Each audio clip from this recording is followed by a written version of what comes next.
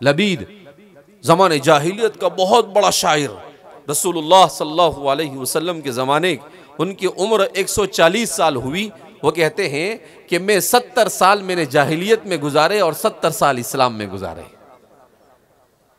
بہت اشعار کہے، مگر جب وہ ایمان لے آئے، ایک مرتبہ مکہ والوں نے اللہ کے رسول صلی اللہ علیہ وسلم کو ورغلانے کے لیے اور آپ صلی اللہ علیہ وسلم کو اپنے مشن سے ہٹانے کے لیے لبید کو بھیج دیا۔ کہا بھائی لبید تو بہت بڑا شاعر ہے، یہ محمد بھی بہت عجیب و قرآن پیش کرتے ہیں، تم ذرا جا کر ان کو سمجھا دو۔ لبید نے سوچا کہ چلو ٹرائی کرتے ہیں، آئی ویل بی ٹرائی۔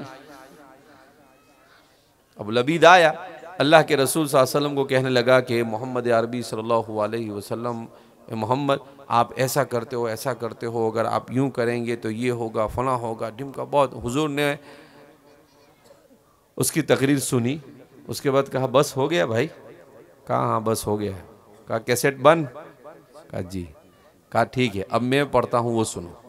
حضور نے کچھ نہیں کہا، دعوت نہیں دی، کچھ نہیں کہا۔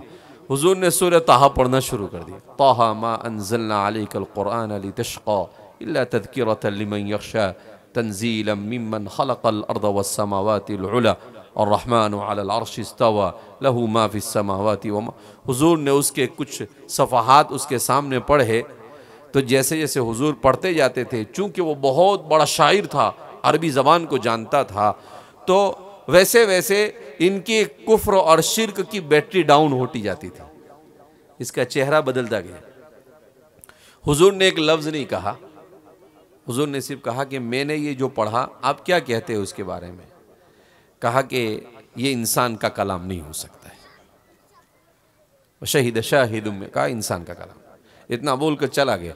اب وہ دور سب بیٹھے ہوئے تھے، ابو جہلین اور ابی بن خلف، یہ سب بڑے بڑے سورما جو تھے قریش کے، تو وہ بیٹھے ہوئے تھے۔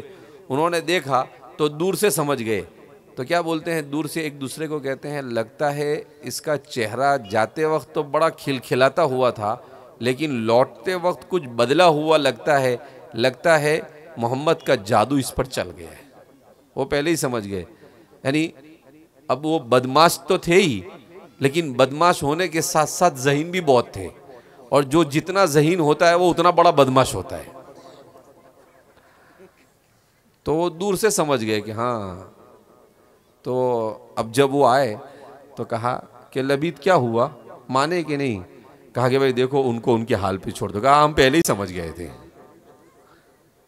ہم تیرا چہرہ دیکھ کر ہی سمجھ گئے تھے۔ تو کوئی اگر آپ کو چہرہ دیکھ کر میں آپ کی بات سمجھ گیا تو اس کو ولی سمجھ نہیں لینے کا کہ یہ ولی ہے، بڑا شیطان بھی چہرے دیکھ کے بات سمجھ جاتا ہے۔